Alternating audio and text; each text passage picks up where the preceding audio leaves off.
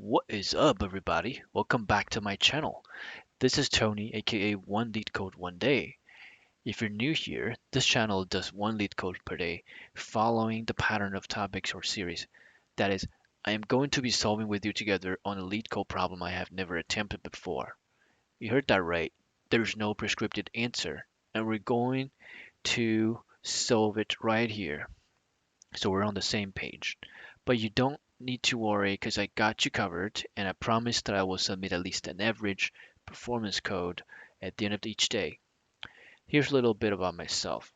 I come from a non-computer science background, so I am no better off than most, if not all of you guys, in terms of coding knowledge. But that is okay. If I can do it, you can do it. It's all about learning on the go. You can think of this video as a first person gameplay of me cracking lead codes. And who doesn't love first person gameplays, right? So, without further ado, let's start today's problem. Today we continue on the series 1, everything about dynamic programming, and the problem is 1567, maximum length of subarray with positive product. Excuse me. Wow, so this is the first problem in the lead code thousands. You know, yeah, first problem, first index that we've encountered that's in the thousands. Just imagine how many, how fast has lead code, that's the problem set been growing in the last couple of years according to people. All right, so let's click into it and see what this problem is. Thing is, um, we have seen things like this in our yesterday's video, but last one was maximum. I think it was maximum product, right? And then maximum length. Well, we've encountered a few of those already. So maximum subarray, and then you have what maximum subarray in a circular way, right? And then we had maximum product. Now this is like you got product and you got maximum length. It's a mixture of everything.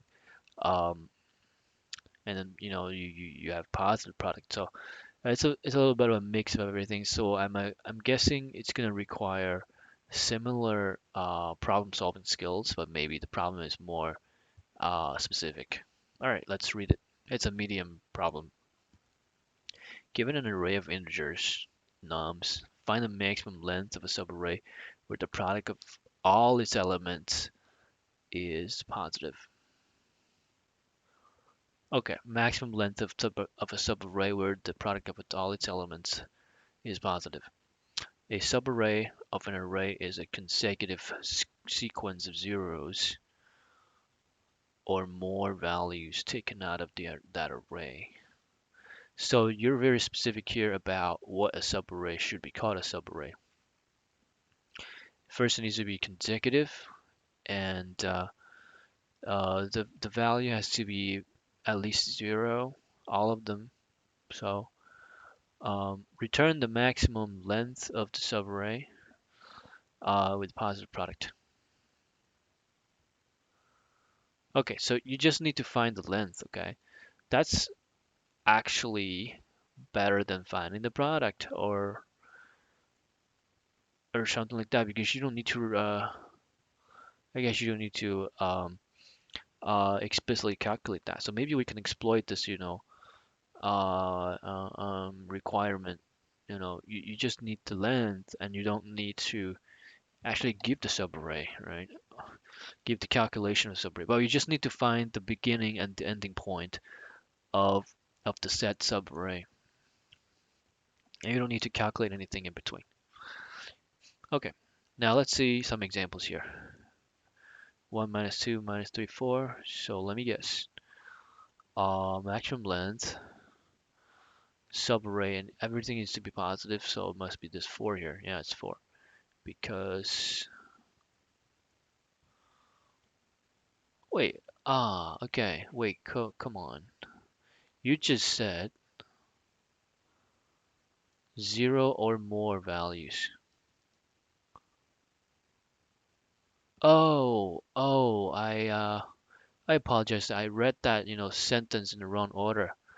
Um, it's talking about consecutive sequence uh with zero or more values taken out of the array. So it's talking about, excuse me, yeah, how many values you subtract from the original array.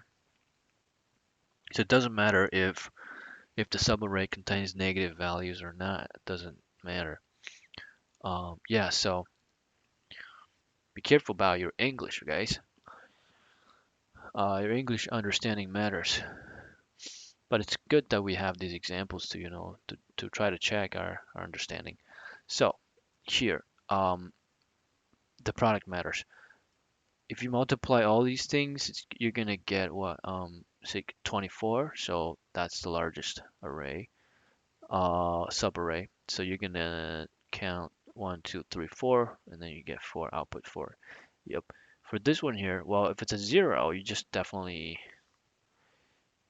throw it away because I think if you remember from our last video about the maximum product in the multiplication world, zero is like a door that isolates uh, the arrays into different compartments. So if you see a zero, uh, you're gonna see if it divides the entire array into, several pieces.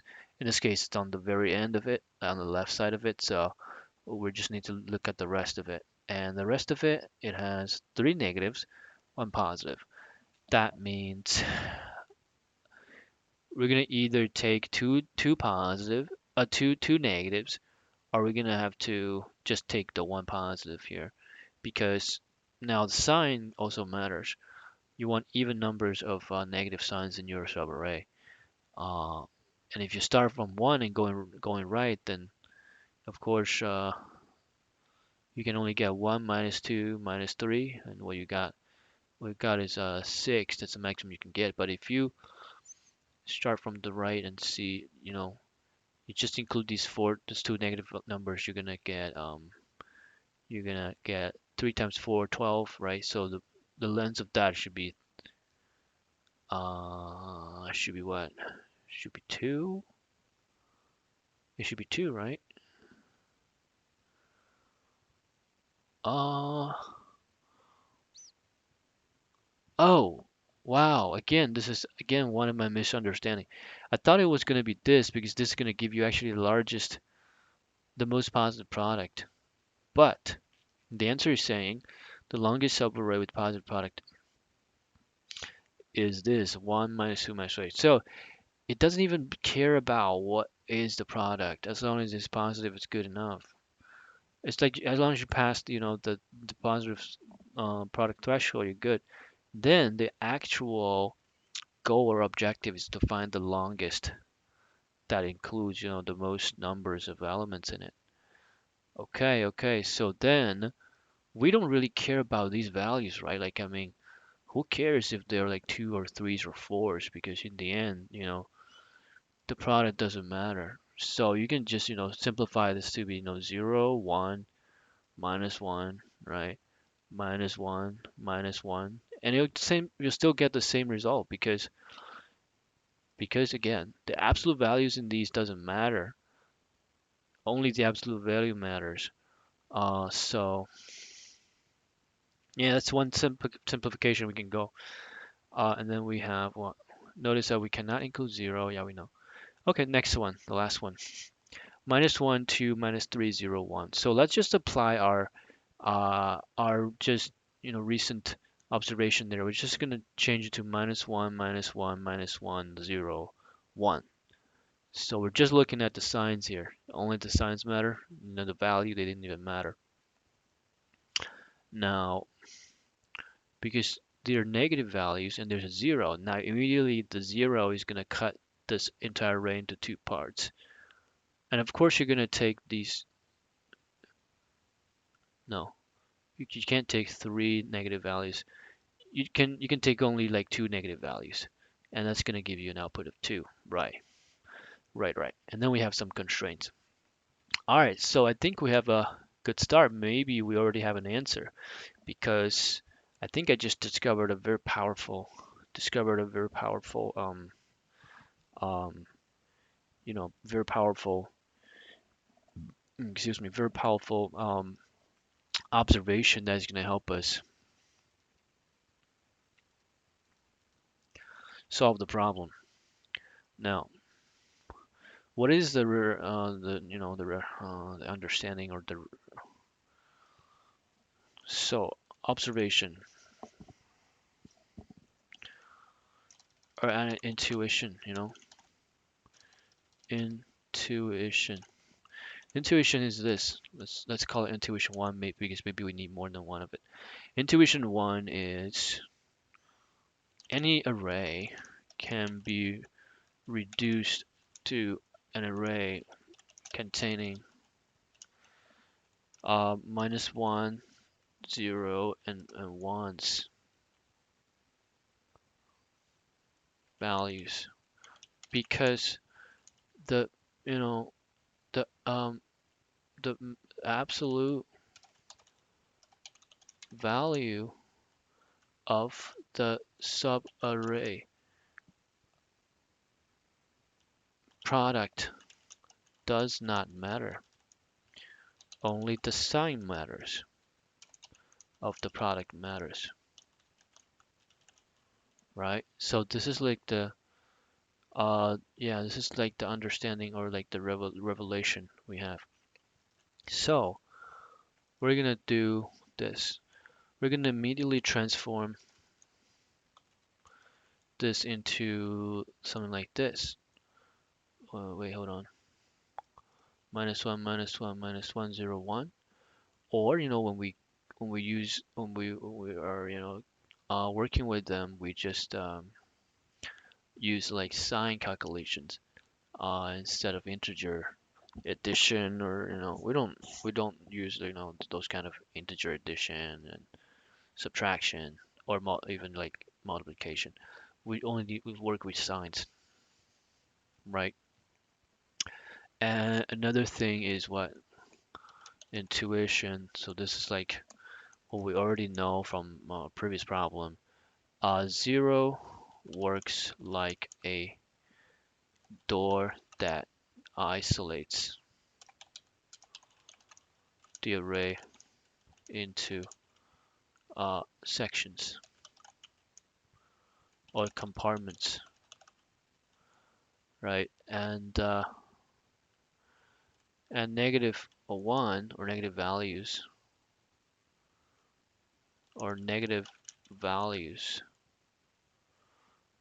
shall be taken in the multiple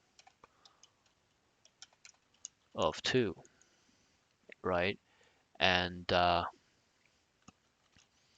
when there are odd numbers of negative values in a zero free array, right? In a zero free array. See, we're already thinking about, how its zeros affect us. Then we need to make a decision on which negative value to ditch. The leftmost or the rightmost. Yeah, so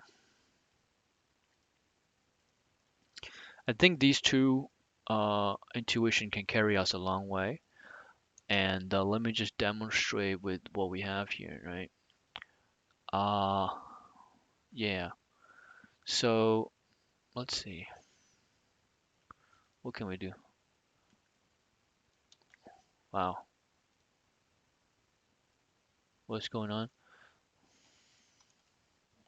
Yeah. Uh, so for example here, let's use a pen, all right? Um, yeah. use a pen here or pencil with the width of 3. Good enough. And let's change the color for drawing. Choose this red or this purple first. All right. So what I mean is this. Whoops. Ooh, what did I do? What did I just do? Oh, okay. Here we go. Yep. Now, first you see there's a 0, right? It's like a door. So you just draw it like a door. And it's going to basically serve like um, a door to divide or a divider to divide the array into subarrays. And on the right, of course, this is going to return you like a length of 1 maximum. Let's say the max length is like 1 on the right side, right? And on the left side we have this, and there's 3 according to our intuition. 2 we have two negative values, 3 negative values, right? So it's odd number of negative values. So then we need to make a decision on which negative value to ditch, the leftmost or the rightmost. And basically that will be determined by how many like trailing numbers of positive values we have, behind the leftmost and rightmost negative values. But since here we don't have like trailing negative value of positive values behind them, we don't have like positive trailing numbers behind them. So we're gonna just take either one out. The remainder is like 2. So the maximum length is 2 here. So overall, this entire problem has a maximum length of 2, right? That's pretty simple. Let's take another one to see if we can actually come up with that. Uh,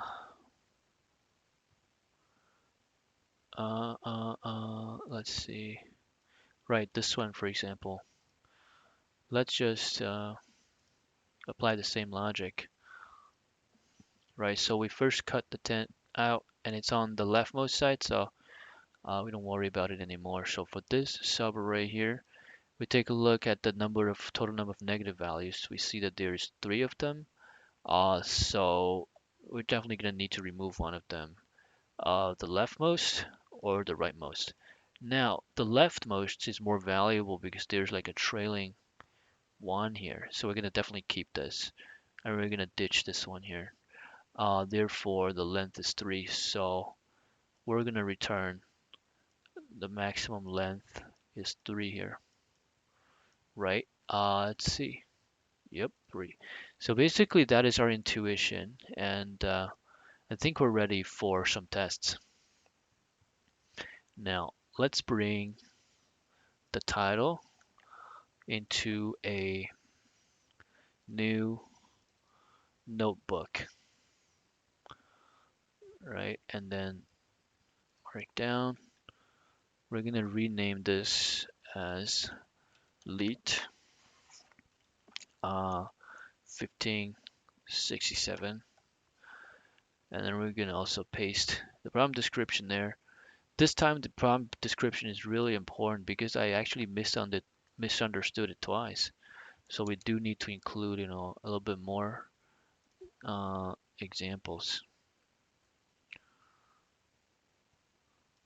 I'm going to include a bit more examples. Right, first example, second example. What about one more example? Yeah, I'm gonna just take all 3 examples in here. Third example. And what about this? Yeah, constraints. The length and the num. I mean, this is just This is actually, something you don't really need to care at all. They say, oh, this is like plus to how much. That's just, that's just there to scare you. You don't really need to check um, how large in terms of, oops, how large in terms of um, the value each element is. You just need to check the sign of them. All right, now we're gonna just take the solution template and start working on the solution. All right, so following our two intuitions, what we do is we first, search for the zeros, right? Can we just, work one by one instead of like searching and dividing? Uh, we're gonna just work in one direction onward, right? Yeah, so let's, you know, let's have our strategy here. Instead of like using for loops to search and doing that, I'm going to start, actually start from the first element, right? Element, nums 0, and start building, start reading in subarrays. Can I do that? Like, I'm gonna start reading, and don't reset until I see like a 0, and also I'm just gonna start reading. Then yeah, we're gonna then cache something, right? Cache something, uh, and when we see a 0, we stop caching, and um, yeah, and then we use just basically the counter of how many negative values we have in here to determine. Yeah, we're gonna store like the index of the first negative value and the index of the last negative value, right? We need to store those two things, and then yeah, basically like that. Um, but because we're just going from the beginning to the end, we are going to basically use a for loop, right? Because we know where it's going to end, so we're going to use a for loop. Reading in subarrays and reset when encountering a 0, right? We're going to just build our array from here onward, right? Okay, so let's just start coding while we're saying that. Let's just first find the length of the a nums array, right? And if the length is just, 1 or something, we just return. Well, if it's a negative value, uh, if nums 0 is greater than 0, right? If it's less than 0, we're gonna return less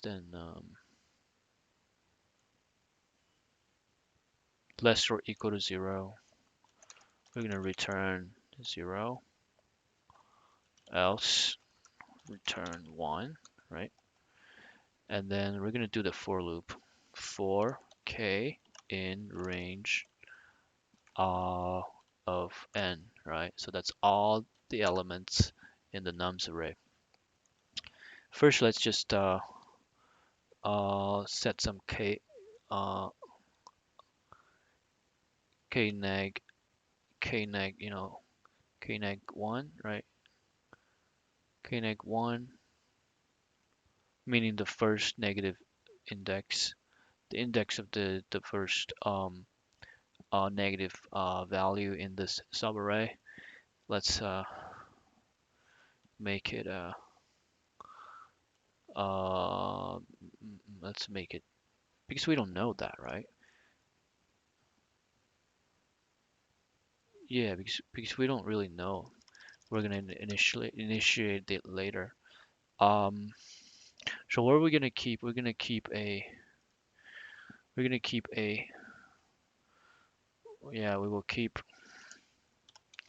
will remember uh k neg 1, the first index, the first negative value encountered in a subarray. Also uh k neg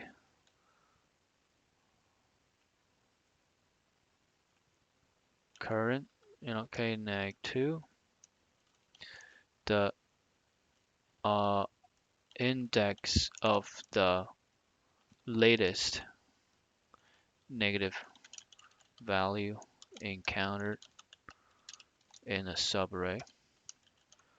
I mean, it'll become like k neg last, like the last negative value encountered in an array, when we hit like a zero, when we hit like a reset. Okay, right, we're gonna memorize these two because these are important to indicate, to show us where is the what is the position of them. And then we're gonna also like have a counter of length, right? Subarray length. The recorded subarray length so far, before hitting a zero, right? Yeah. So these are good enough to help us calculate, what's the maximum length uh, so far of this current subarray. Also, we keep a global memory of the longest subarray, longest subarray length, longest legit, legit subarray length. Call it, uh, uh, uh, uh, length, length max, right? Call it length max. Yeah, let's just keep those four things. Therefore, we can initialize length max, initialize it as zero. Uh, uh, initialize initialize the global maximum uh, length that satisfies problem, right? And then for the other ones, like what, like the kneg1, kneg2, we initialize them later on. Um, and also, what is that? Length, just a recorded subarray length so far, right? Right, so length, let's say zero. Initialize the length of the subarray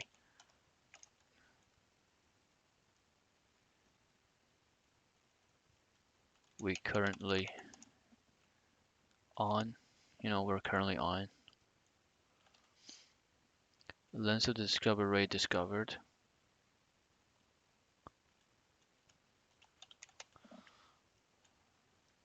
Subarray, length of the subarray, the current, yeah, length of the current subarray discovered, right? So that makes sense. Right now, so for each of the element in there, we're gonna check first if it's a zero, if nums k is a zero, right? So if it is a zero, we're gonna reset everything. We're gonna basically reset everything. Reset everything. Yeah, just calculate the length, uh, or uh, or calculate the max legit length and reset everything, right? So if num's equal to 0, now we're going to basically um, see if, hey, have you like, right, have you recorded if you have like even or odd numbers of, uh, even or odd numbers of, let's say, mm, of of zeros in here? So no, we still need another one. Yeah.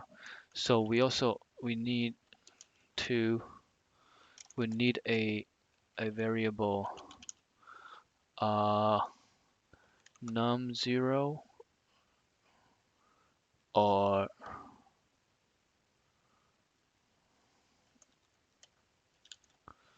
num0 to record.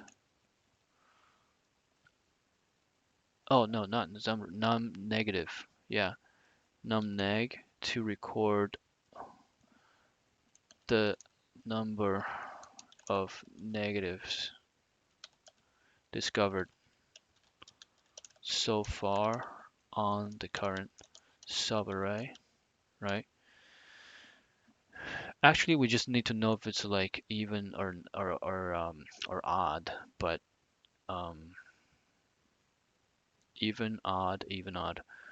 Yeah, but right now we'll just take the luxury to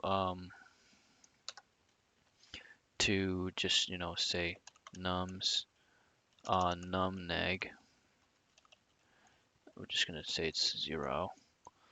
Uh, Initialize the number of negative values seen in the current subarray. Right. And if this num neg is what? Uh, is odd, right? Or is even? Actually, to avoid computation, I've changed my idea. So just, the oddity, odd neg, right? We'll just make it make it false, right? Initialize the the oddity, right? The oddity, the oddness, right? Oddness of negative values seen in the current subarray. If we haven't seen anything yet, we're just gonna say it's false. And now, okay, so then if this is negative, if this is actually odd, then we're gonna have to, we need to decide which negative value to throw away. And how do we decide that? Well, we have the, k neg 1 value, and we have the k neg 2 value at our hands to do that. Um, and we're going to decide, okay, so how many trailing positive numbers we have behind these two numbers, right? How can we do that? Well, on the right hand side, we kind of can use k and k neg 2 to do it, but then we need to kind of like know where this subarray started, right? So we need another number. Need another number. Okay. Okay, seems like we need quite a few values here. Uh, and also we need a variable, right? We need a variable. Uh, Now it's gonna be uh, int start, right? To to record, to memorize the starting index of the current subarray. And of course, we're going to initialize it as 0. Uh, int start equal to 0. Initialize the starting index of the current subarray. Right, so now we have int start and we have k to help us define or just see how many values we need to take off here. Right, which negative value and the trailing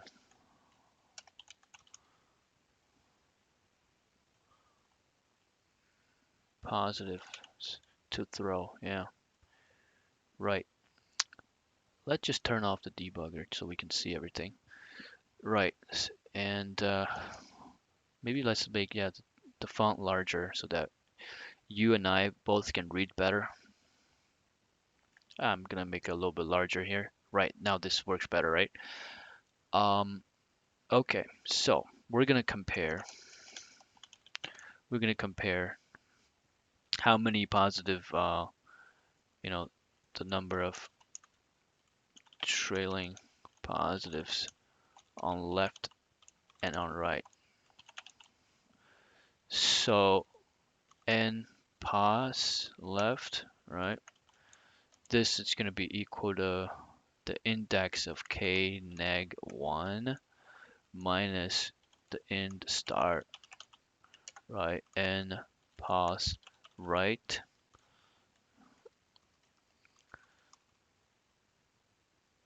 Let's just say trailing left, right,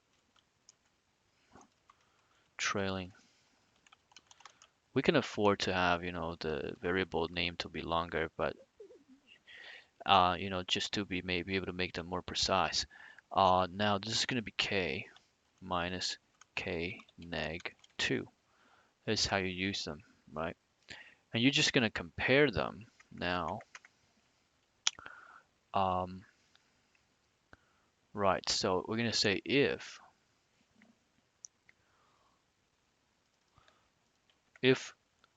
this is greater or equal to this, meaning we have more values to take, we have more values to save on the left than we have on the right. Then we have to save on the right, then we're definitely saving the left. Just say save the left branch. So how many numbers do we have to take off of that? We're going to return, right? We're going to return basically k. That is a that is no, that is k minus length, right? No, length. Uh, you know what? We don't really need length because it could be calculated by k minus uh int start, right? So forget about length. We don't need length. I'm just gonna delete that from here as well. We don't need the length. We just need to remember where we started in this subarray. So k minus int start, let's think.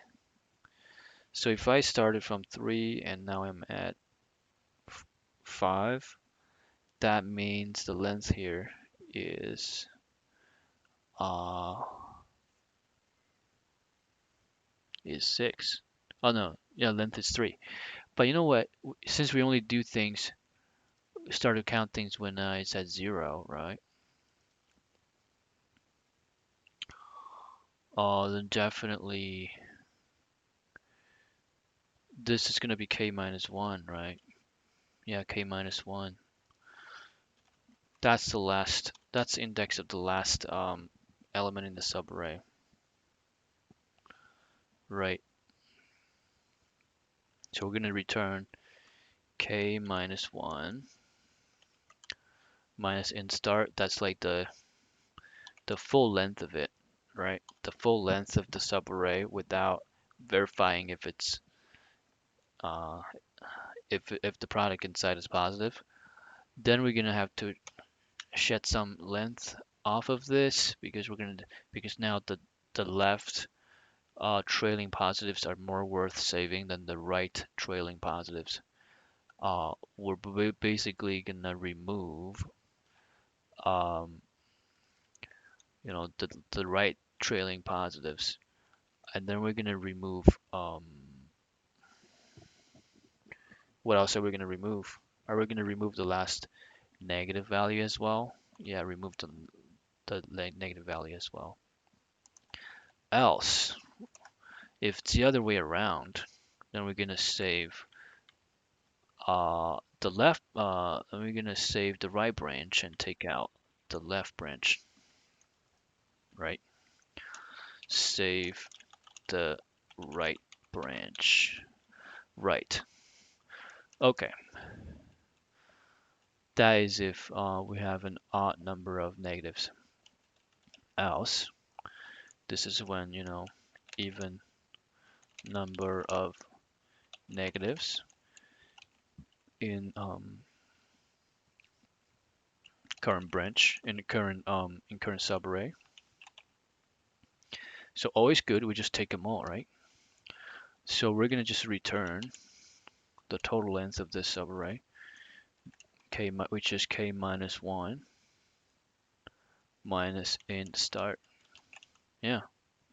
So that's basically it. But there's a little bit of a loophole here because when we start this for loop, uh, we started on the leftmost side of it. And we haven't thought about the case if, the first number is just 0, or like we encounter some kind of 0 on the left without seeing anything else. So if that is the case, then we need to do something. But just hold on. I think we're even missing like another else case yet. So let's just finish that else case, and then we're gonna think about uh, what happens when, for the special case of when we are encountering zeros at the first site. So if we're not seeing zeros, what do we do about these values, right? We're gonna update. Yeah, also we're gonna update these things, right? We're gonna update, what are we updating? We're gonna uh,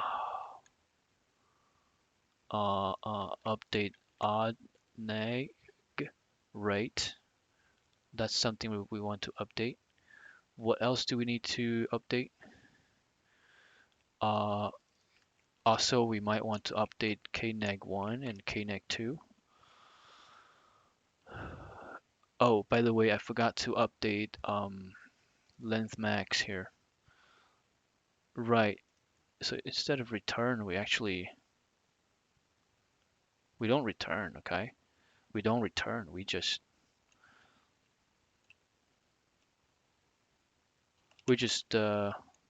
record the length of this here, and then we're gonna compare it with length max, okay?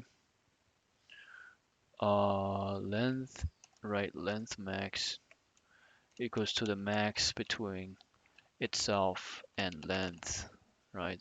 This is like an update length max if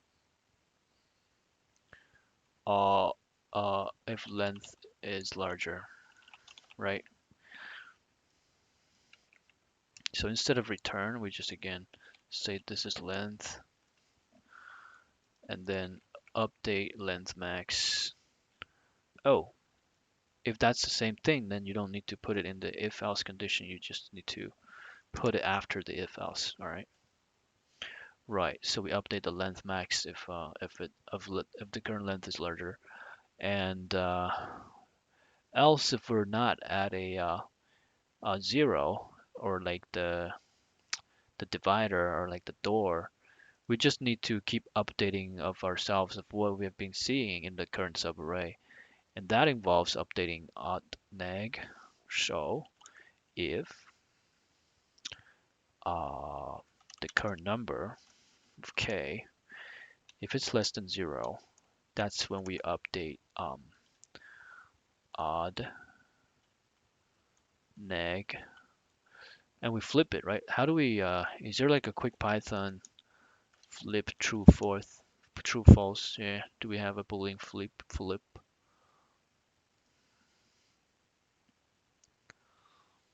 Not. Oh, not. Yes, not is the way to flip it. Yeah, okay, good. Odd neg equals to not odd neg. So we just basically flipped even oddness. Yeah, flipped oddness. Right. So that's it. And how do we? Right, we also are gonna just update kneg too, right? Uh, it's gonna be like the current k. Yeah, right. Um, what about kneg one? I mean, kneg one is supposed to be like the first negative index, the first we ever encounter. Uh, right. So if we've never seen any negative values before, um, if never seen neg before,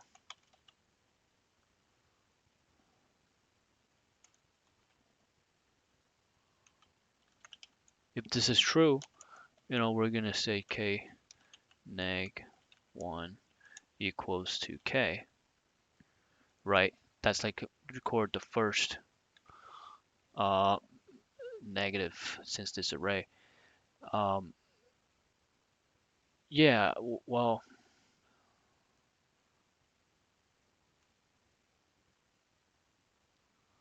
even number. Oh, okay. So let's just fix some of the things here. Length.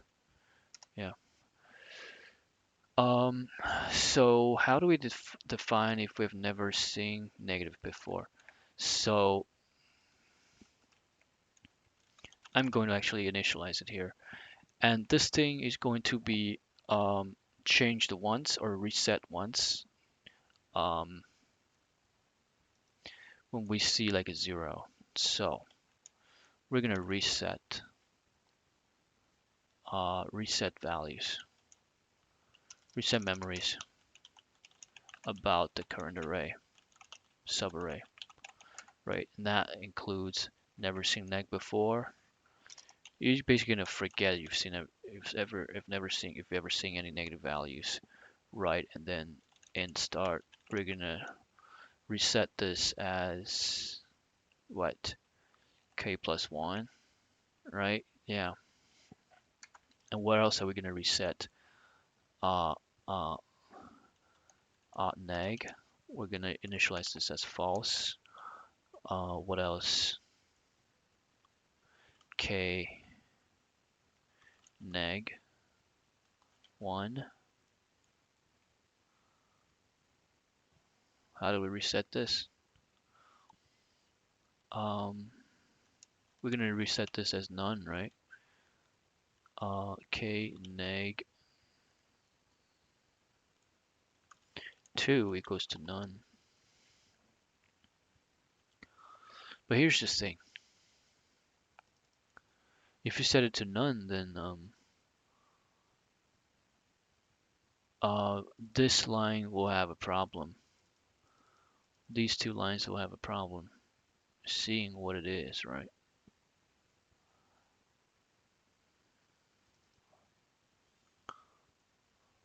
Right. Um,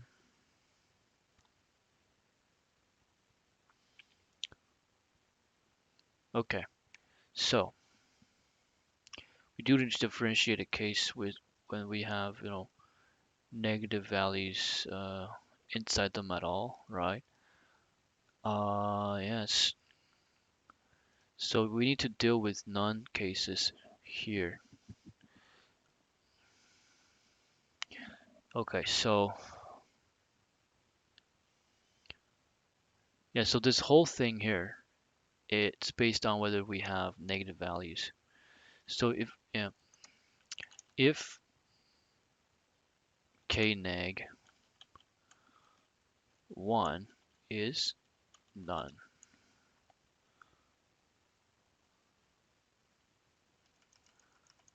equal to none, right?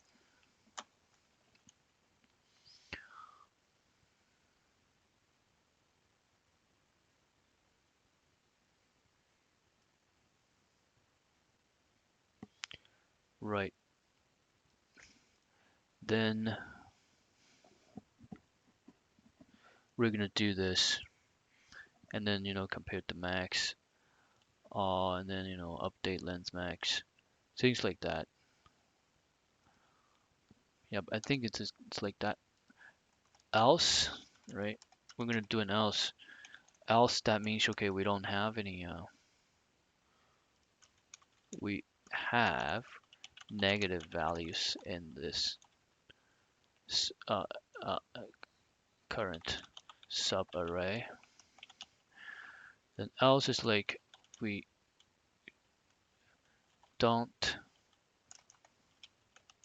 have negative values in this current subarray. Then we're gonna do a length. This calculation will be simpler. So k minus 1 is the index of the last element. Um,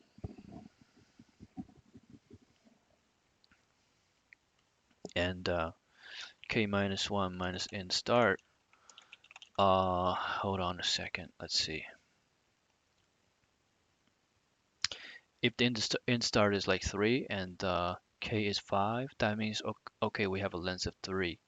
So 5 minus 1 minus 3.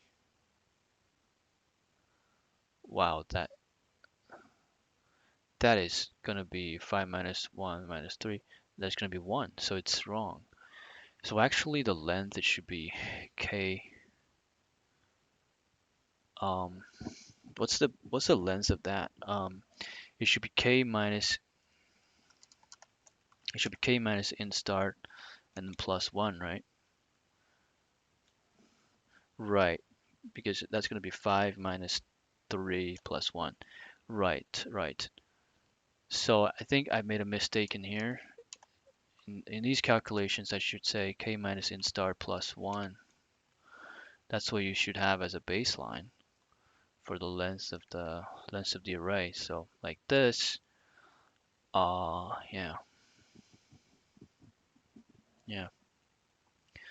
And you want to be specific about this, right? Like you want to you want to have meanings here. So I'm going to use a bracket to mean okay.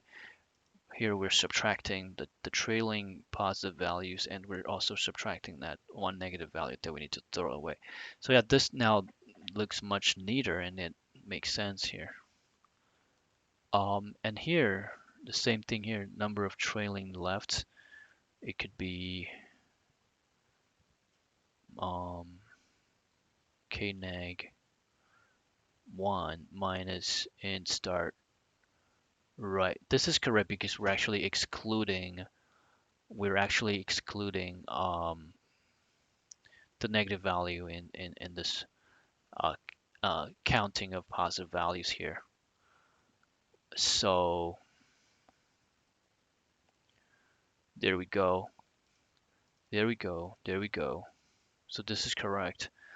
And this is like the last index in the subarray, and then this is the index of the last negative value. Right. So that's correct. That's correct. And the length here, yep, that's correct.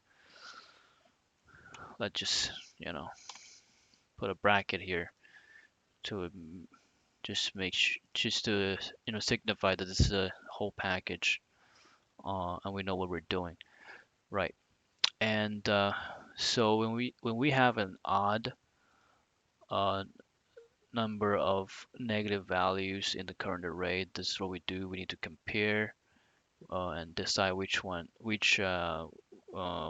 to pick, which negative value, and the trailing positives behind it to remove, and then we calculate the length. Uh, um, and we calculate the length, and we try to update the length. Um, and then we reset those things, but we reset those things after this case, right? Like even numbers of negative in current subarray. Yeah, so we update right after this, and like this, just like this. Right. Um, even number of negatives in current subarray. If that's the case, we uh, just take the full thing, and it's gonna be like this again, right? Yep, it's gonna be like this again. And then we are also gonna update this length max. So maybe the update length max, it should happen after all these different cases, right? Update length max if length is larger, if current length is larger, right? And then we're gonna reset memories about the current subarray, which include this, this, this, and this. Yeah, yeah.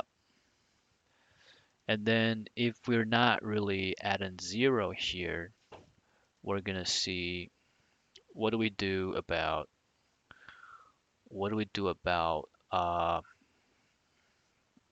updating those values. So we don't update int start, that's for sure. We don't update this never seen neg before.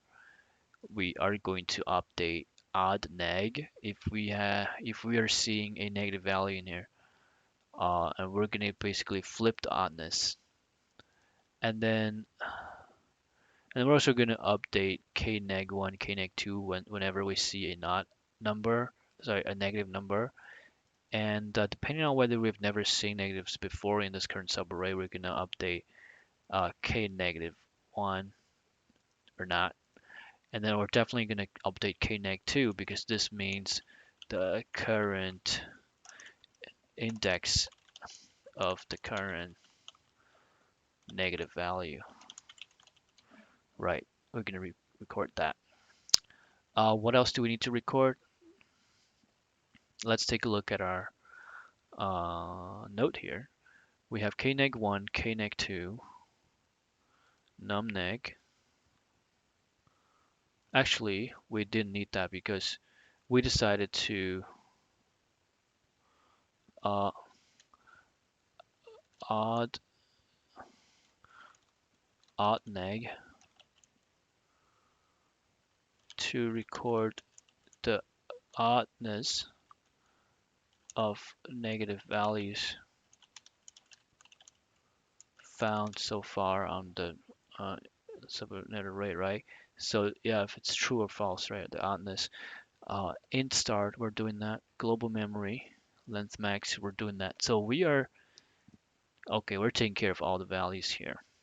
Updating k neg one, k neg two, odd neg. We don't mess with int start, and so that's basically it. And we don't update length max as well. So at the end of the day, after the for loop is over, we just return, uh, I guess length max, right? So that's seemingly the full story. But now we remember, if we remember, there's like a loophole here. So what happens if we're continuing to see like zeros at the beginning of the search? Then we will not have, excuse me, we will not have these knegs because they have not been initialized yet. They've not seen anything yet. But yeah, let's just initialize kneg1 as none, right? Kneg2 also as none. We're gonna initialize those things. And now if we see like a zero for the first time, we're gonna see, hey, if our odd neg is true, okay, it's gonna say it's false, of course. And then we're gonna see the even number of negatives in the current subarray. Then the length is what? K minus int start. So K is gonna be 0. Then it's gonna be int start, it's gonna be 0.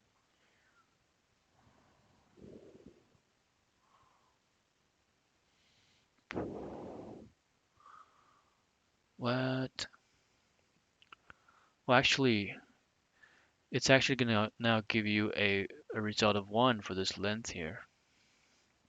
And that is quite not true because if we're just seeing zeros, then the maximum length is gonna be 0, right?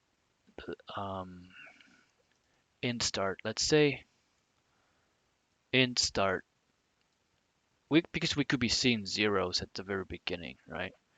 So we're definitely gonna initialize at -1 because uh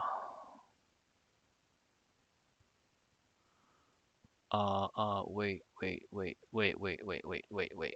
So if our k is at 0, right, and our int start was initialized as a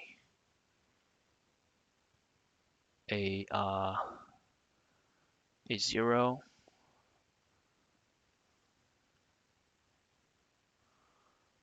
what that means is that this whole thing is going to return as 1, which is super weird because yeah, super weird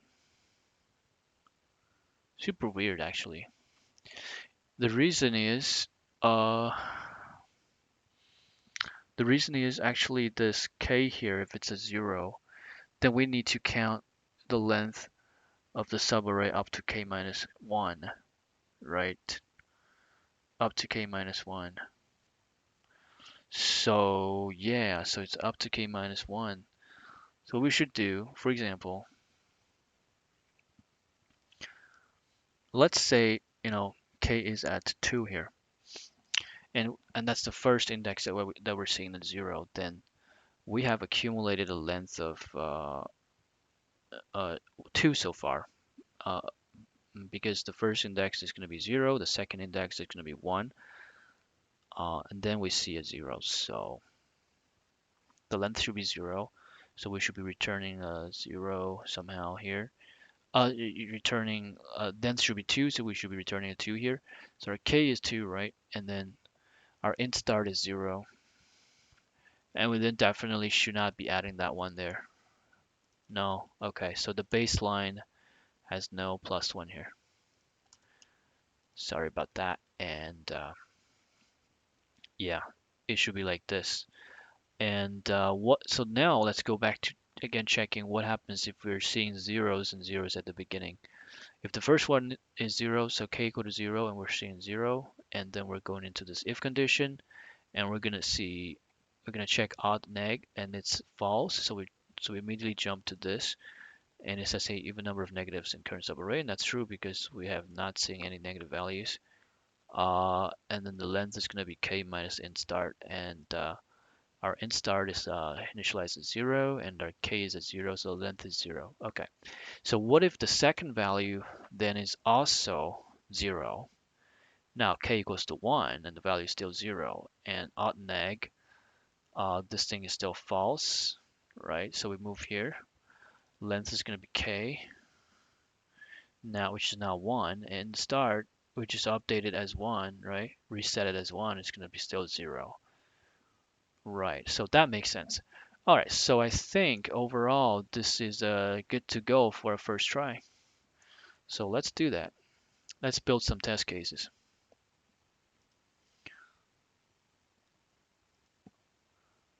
Uh, well, let's build some test cases, and we're gonna take a test case template from previous result. So there we go, and uh, let's put some test cases in. For example, for this one here, we should be producing 4, right? So let's see if it does produce 4. Max subarray. Weird. Oh, okay. We have to change the name of the function to today's problem. See what it gives us. It gives us 0. That's definitely not right, right? So what is going on, guys? Uh, let's try to use our debugger to start it. Start our debugger, and then let's set our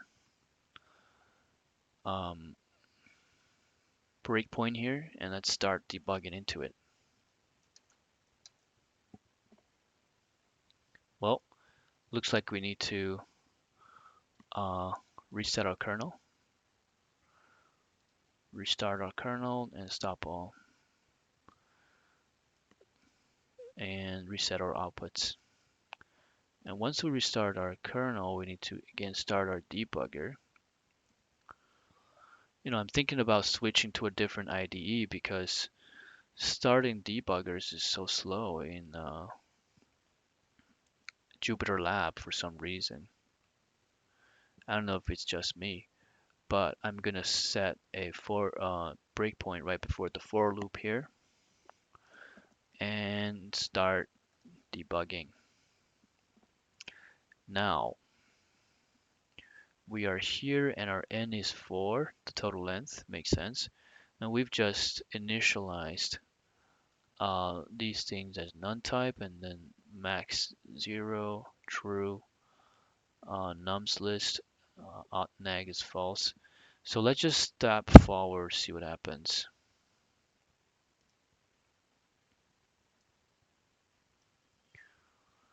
So we're in here, and nums 0 is not 0, so we just jump into the else condition, right? And we're gonna update these things. Let me put another breakpoint here. And we're just gonna jump to the next breakpoint, okay? Yeah, so we're here. Uh, so after k equal to 0, we basically updated some of these values, right? So uh, did we update odd nag? No, we didn't update anything, which is good. I mean, we just move on. Now, now we have k equal to 1 right now, and then because now this is a negative value, we would very much like to see what happens now if it's negative value. Well, it's negative value, but it's not a 0, so we jump into this else condition. But now, since we have nums cakes indeed less than 0, we're gonna step forward and see what's getting updated. First thing gets updated is the odd nag, logical true or false, right? And this will become true. So odd nag becomes true. And then, have we ever seen negative before? Right. Oh, so that's one thing. We need to flip this as well. So that's the first thing we're gonna fix here, because you see, once we see like a negative before, now the flip the flip the signal.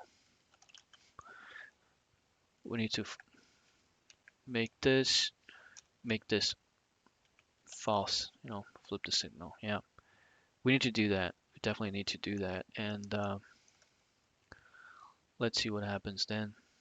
It's still 0, so we're still something off here.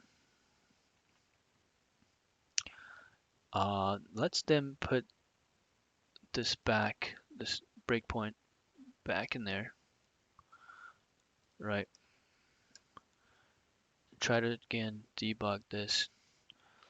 Now for when k equal to 0, we're at the first value 1 here, and we're going to jump into else, and we're not going to update anything, so we're just going to hit the play button. Now we're at the second value here, -1, -2. So it's negative, and we are going to update a few things. Let's see, what do we update? Right. So this indeed is negative, so we move into the next step, and we're gonna change our odd nag from false to true. And we did that. Now it's true. And then we're gonna see if we've never seen a negative before. And indeed we have never seen a negative before. So we're gonna change the knag1 into the index that we're currently at. And then we're gonna flip the never seen neg before into false, right? Yeah, this is slow. And then we're gonna update knag2 again with the same index of 1. So now both knag1 and knag2 is 1. That's fine. So we're at our next iteration. In the next iteration, we have another negative value. So let's see what happens. Move forward, right? We jump to the else condition because this is not a 0. And because it is a negative value, we again try to update something, which is what? Which is now uh, odd nag. We're gonna flip this. So now before it was like true, now it becomes false, right? And let's check if we've never seen negative before, because we indeed have seen one before, so this is false. So we don't update anything, right? And then we're just gonna update. Oh, actually, we update knag2 here. So the current nag is at index 2. So all right, that's great. So we have the last index to deal with. The last index is 3, and we have a value of 4. And we're gonna see what we do with that because it's not 0, right? And we're gonna just so jump to the else condition, and because it's not less than 0, we're gonna not update anything. But here's a huge but, and I think here's a problem. Like, because we never jump into this nums k equal to 0 condition, we never calculated the length of the current array. We definitely need some place to calculate that, right?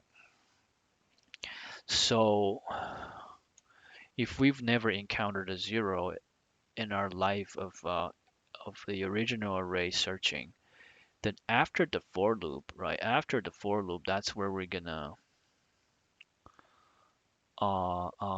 yeah, after the for loop is where we're gonna uh calculate the length, right? I mean, if we don't hit a 0, the previous logic is that if we don't hit a 0, we don't start calculating the length, right? If we don't hit a 0, we don't start calculating the length.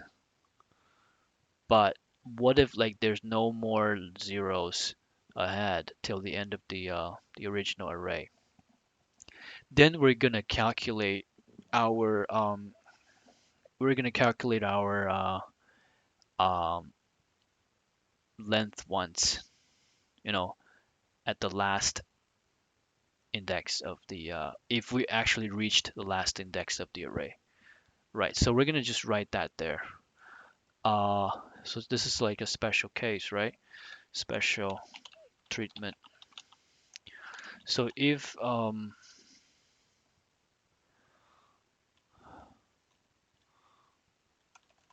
for the last sub array in the search process, we are going to calculate length. Uh, uh, we're going to calculate the length. We're going to calculate the length uh, once, right? We're going to calculate the length once and compare it the length to length max. So yeah, so definitely we need to do something at the very end, right? At the very end of this for loop search. So if we did reach the at the end, you know, once we are out of the for loop, there is a remaining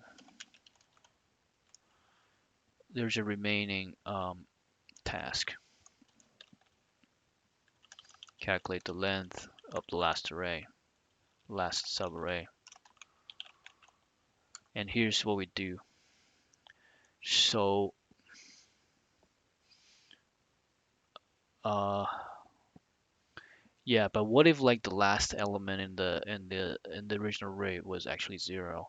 Then we've already calculated this thing once and we have resetted things once, right? We can basically see if that's the case by, checking if int start is not equal to what n, because if the last element was indeed a 0, then int start would be uh, reset to n, if the last element,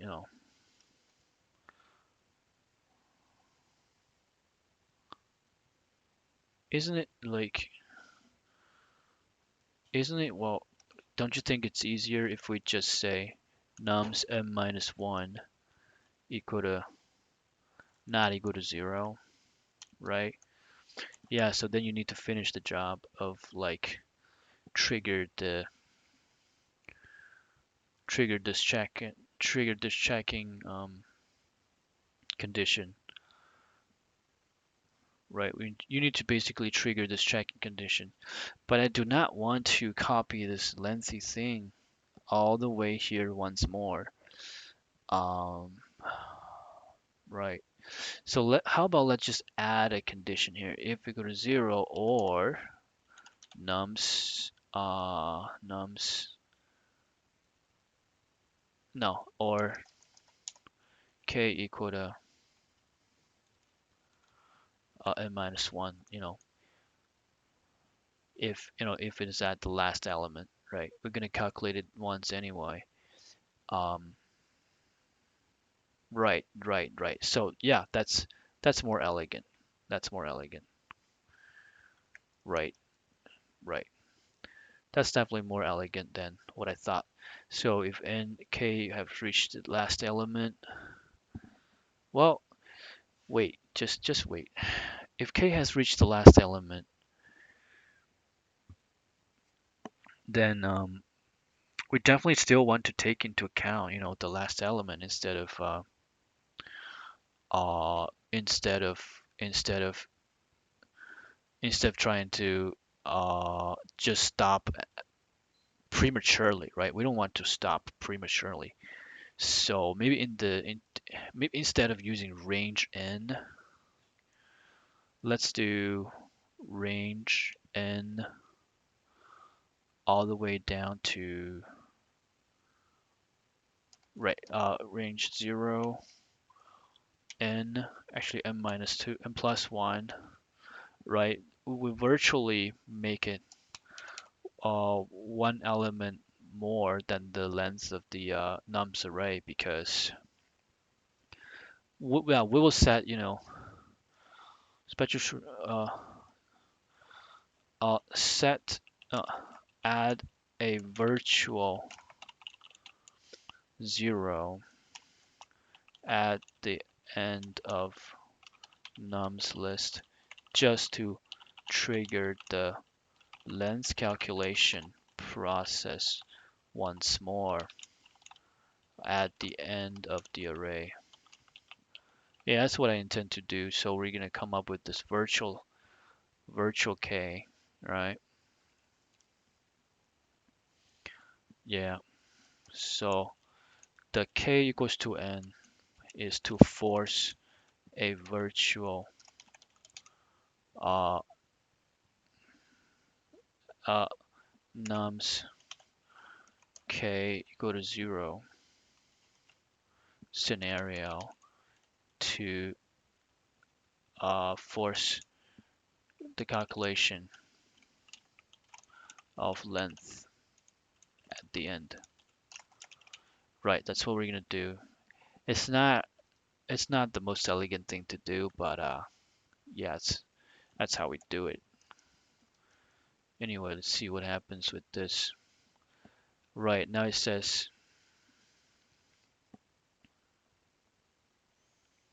gets out of range.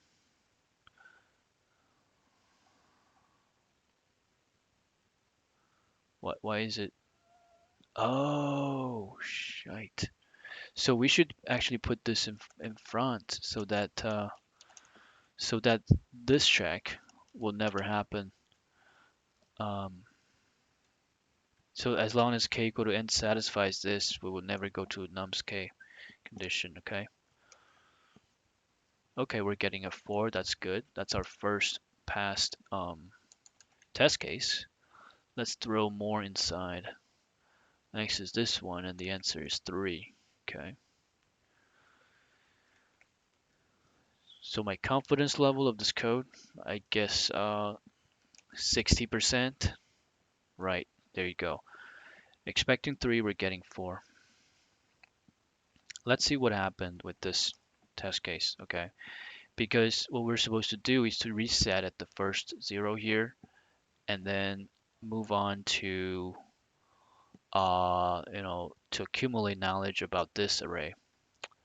And what this array is going to tell us is that we're gonna actually take,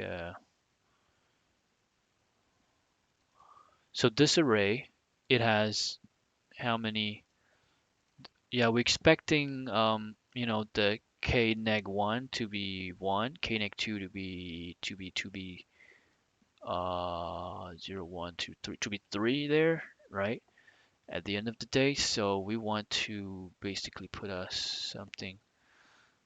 I think we need to just first of all restart the kernel, and we want to put start the debugger, and let's put a breakpoint at where do we want it to be? Basically k equal to, right. Let's put one here. Put one here, just right below the for loop, and let's just do it. Now we're here. So this thing has 5 elements, right? And now we're at k equal to 0, and we're encountering a 0. So the expected behavior is that um, we're going to now start counting the lengths of the existing array. But we're going to get 0 anyway uh, because now it's just going to return a length of 0, right? K minus int start. K is 0, int start is 0. So we're going to get a 0 anyway. And we're going to record our length max as 0 still. So let's just move on, click the play button, move on to the next breakpoint. Now we have k equal to 1. We're working on number 1 here. And we're expecting it to jump this if condition to the else condition. And it's basically not going to do anything here because it's not a negative. So there's nothing to see here. We just play and we move on to the next negative value. And k is going to be equal to 1 now. And uh, yeah, so k equal to 1. Now, because -2 is less than 0, we expect this if condition to hold, and we're going to update odd neg into true because that's the first our first encounter with a negative value, yeah. And then it's and true, we've never seen a negative before, so now k neg 1 is going to be updated, and we're going to flip this never seen before, and then we're going to also make k neg 2 equal to k. So just click the play button, and we expect k neg 1 and k neg 2 uh, to be both 2 now.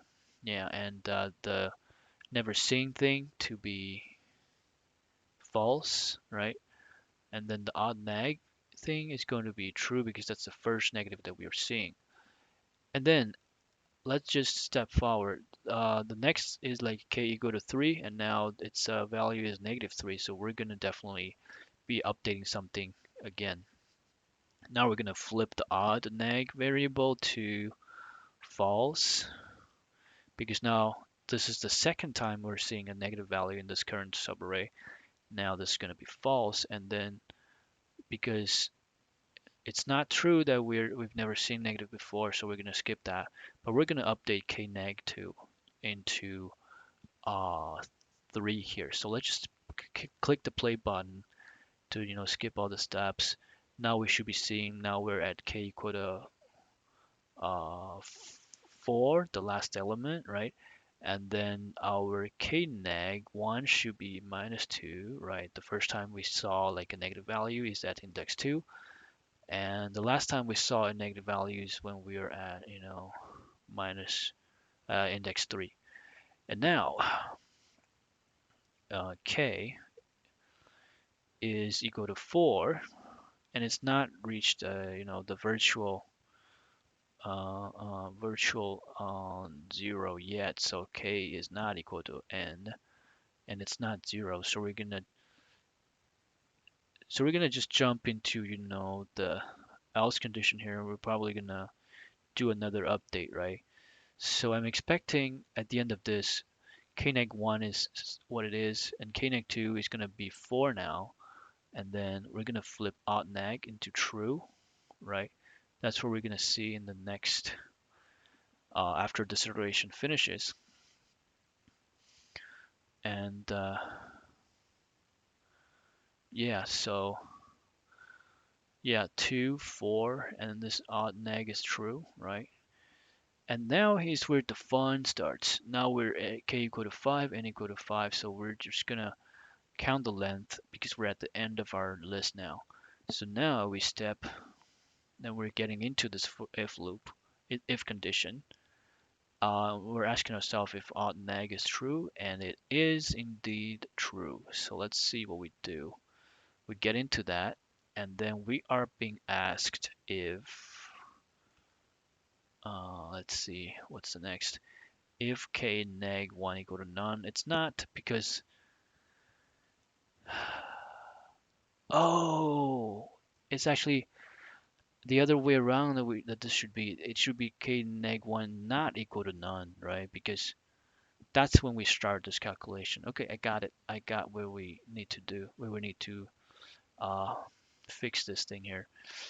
Um, it should, whoops, what just happened? So it should be not equal to instead of equal to none, right? So now let's try this test case. 3, okay, good. And then let's try both of them. Both of them are correct. That's good. Let's try this one here. One more test case, and the value should be 2. Now, how much confidence I have? I think maybe 70%. about this code? We're expecting 2, right? You said, yeah. Okay, so we passed all 3 test cases. That's a good sign. Let's give ourselves a singular case. What do I mean? Let's give ourselves something like a 0 right here. And what do we expect? We expect it to be 0, right? Because there's no positive subarray products. And what if it's like a 1? Well, then we're expecting 1. I think so. What if it's a -1? Well, if it's a -1, we expect a 0 as well because there's no positive subarrays. There we go. So I think these test cases have passed. I'm going to send this thing into our leet code for a try. But today we are not using dynamic programming. It's just that I think this intuition here is going to be a little bit faster than dynamic programming. So allow me to just use this and submit it for a test. Wow, it gets accepted. That's pretty nice, and it's above average, right? I think I've never been this smooth before. My skills must have improved. All right, so let's just submit again. It's still above average. That's pretty cool. It's a cool feeling, right? Indeed it is. So,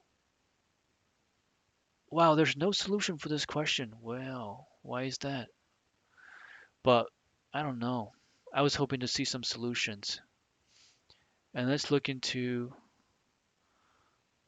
Java 01 Python, easy to understand DP. So people have DP solutions. Because I didn't work on DP, let's actually take a look into one of those DP solutions, all right? So Python 3 DP, what are we doing? So explanation, pos I neg I represents longest consecutive numbers ending with nums I for forming a positive negative product. Longest consecutive numbers ending with num I forming a positive negative product. Okay, so we're doing n equal to length of nums, pos neg. This is uh, okay, a zipped format, 0, and so they initialize them as like a arrays of 0 with length n, and then if the first element is greater than 0, we say the first element in pos is 1. If the first element in nums array is less than 0, we say the neg array first element is 1, and then answer is pos 0. Okay, so for I in range in, okay, we're iterating I from 1 to n. So the second element on to the last element. If if the value there is greater than 0, what we do is that we say, okay, uh, the pos array element at that I index is going to be 1 plus the previous result of pos. Oh, okay. So you're storing those values. And then the neg is 1 plus neg if neg I minus 1 greater than 0. I see. So like if, wait, neg. So if the previous one was also, if the previous element was also like a negative value, then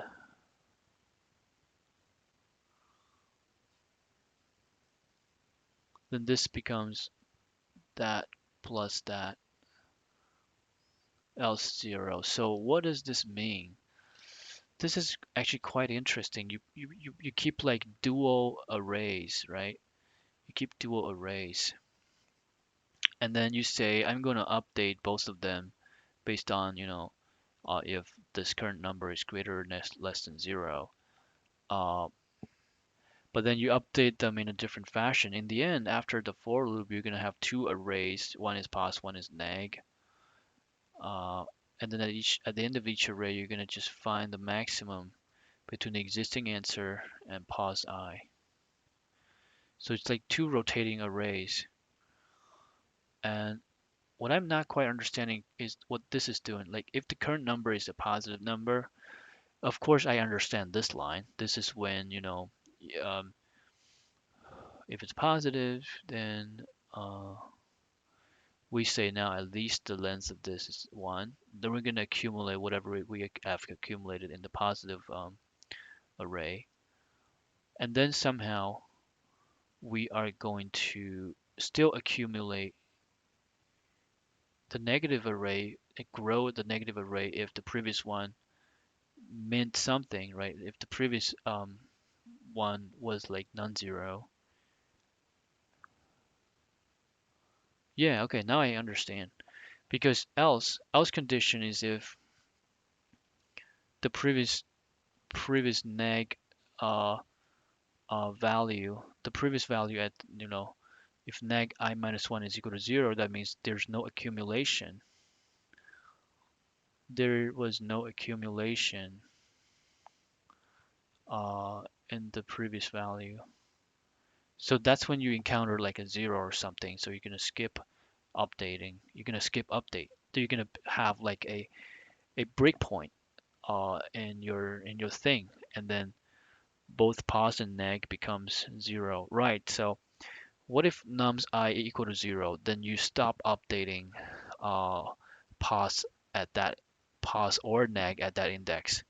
So you're gonna have yeah, I got it. So now this is actually pretty smart, and it's quite scalable too. So there are actually three conditions. There's one hidden condition that which you didn't write here, which is like when nums I equal to 0. So when nums I equal to 0, you're just gonna skip updating. And if nums I is either greater than 0 or negative than 0, you update both these arrays. And if it's positive, you update the positive array. Uh, and you update the negative array only if the previous value is like that. And then else if is where, if it's less than 0, then you only update pos if uh, the previous negative array element has a non-zero. Yeah, so you're kind of like flip-flopping a little bit because you need uh you need two positive values. You need two negative values to multiply into a positive value. So I kind of got that. So this is still pretty good. So I'm gonna actually take it and then try to run it in a solutions here, and let me just try see how good it is. Oh, there's even runtime error. Okay, so sorry about that. We need to just update this part of it. Okay, yeah, just this part of it.